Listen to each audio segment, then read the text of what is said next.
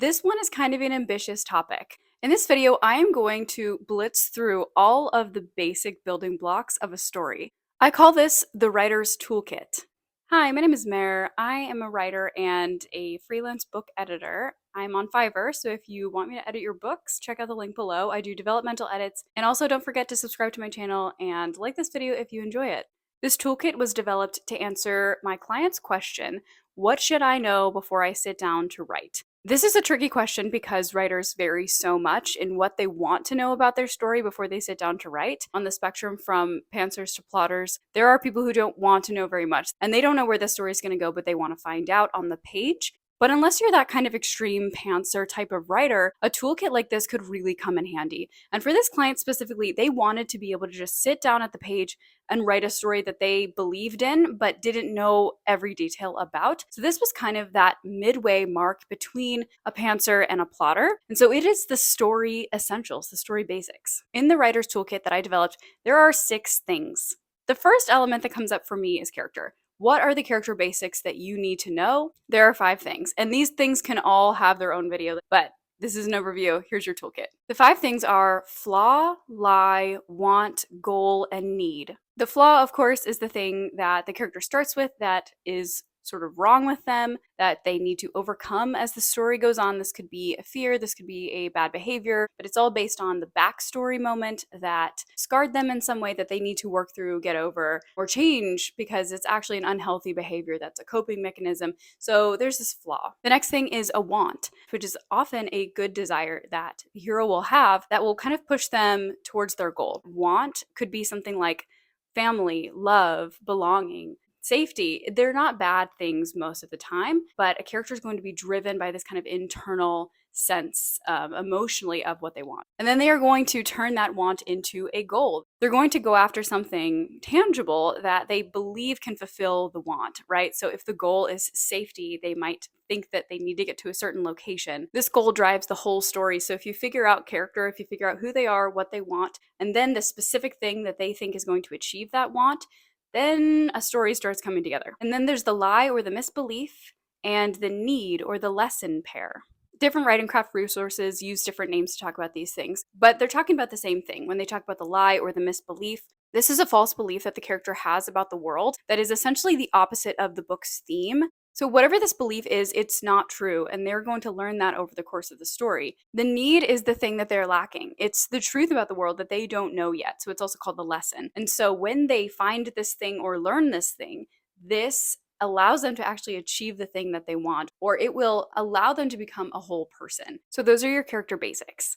With those character basics, you've already created a goal, which is the driver of plot, and you've created theme, which is a big step. Okay, so number 2 is the story goal. Okay, location shift really quick because this point needs a bit more elaboration. There needs to be a distinction between the personal goal a character has and a story goal. The personal goal may sometimes be the story goal, especially in genres that are less epic, like contemporary romance, mystery, thriller, things like that. But I read mostly fantasy, sci-fi, epics. These stories are huge, and a character gets drawn into a much larger playing board than they understood at first. And so their personal goal oftentimes must be accomplished by accomplishing a much larger goal. Here are some examples to really lock this in. Let's talk about the Hunger Games. For Katniss, her main goal is to protect her family, but she is now put in the situation of the Hunger Games. She is offered an opportunity, let's say, to get back to her family. If what? If she wins the Hunger Games. So the story goal is winning the Hunger Games. It's not that the thing she wants most of all in the world is to win the Hunger Games. That's her big dream.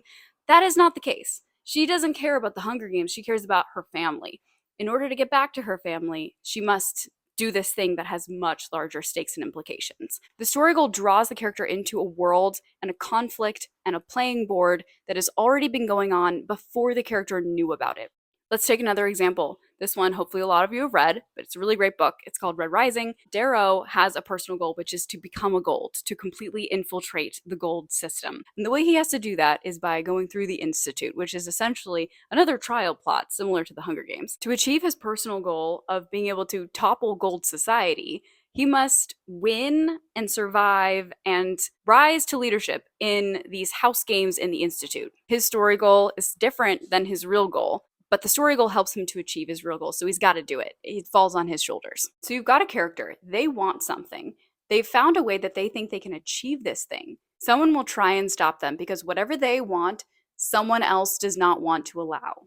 Conflict, of course, is a massive topic, but I think it's pretty easy to understand at the basic is that you can't just have a hero set out on a journey. Odysseus is not just going to try to go home. There are going to be forces that come against him to stop him or confuse him or to waylay him. So think about conflict coming against your character to stop them as they try to achieve what they want. Now we've got opposing forces, now we've got tension, and now we really have the makings of a story. Number 4 is premise. This essentially combines the story goal and the conflict together. So your premise is going to be that main adventure that the hero is trying to survive in order to achieve the goal despite conflict. So a premise would be something like not just Harry goes to Hogwarts. Then if you add conflict in, you've really got that story cooking. Harry goes to Hogwarts and uncovers a plot of Voldemort trying to infiltrate the school. A premise is not just children go through a wardrobe and find themselves in a magical land of Narnia, but children go through a wardrobe and find themselves in a magical land of Narnia where they're the only ones who can break the curse of winter and defeat the White Witch. Hobbits leave the Shire and go on an adventure. Not quite. Hobbits leave the Shire to take a ring to Mount Doom to defeat Sauron. So in all of those situations, it's not just a new setting, it's not just a goal, it's not just an adventure in front of them, but it's also some sort of conflict, some sense of danger, urgency, some reason why a reader would care. And something that can really help with this, which is our 5th element, is the plot archetype. Plot archetype is a Brandon Sanderson term that I just absolutely adore. I talk about it a lot on this channel, but I think it's magical. The plot archetype asks 3 questions. It asks, what do you promise? How are you going to make progress on it? And how do you pay it off? And really, a plot archetype can be defined by what's at the end. What's that goal that the character is wanting to achieve? In Katniss's case, she wants to survive, so that is a survival plot archetype. The promise is that her life is in danger. The progress is that she needs to fight to the death to save her own life and to get to the end without dying. Payoff of that is that she survives. Another plot archetype is something like a mystery. It's very, very different. The promise is something needs to be discovered. The progress is clues. It's a trail of clues that leads to the payoff. What's the payoff? The question gets answered. So if you have a premise, which is a situation, you don't necessarily have a plot archetype.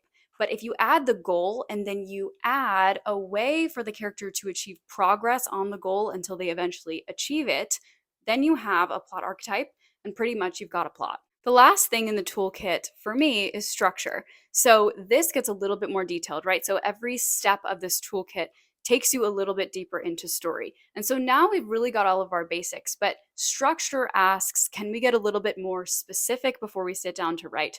This is a step that not all writers will need. Some writers can go in with a premise, a plot archetype, a goal, and a character who's lacking something and has some type of flaw, and they can just run for it, right?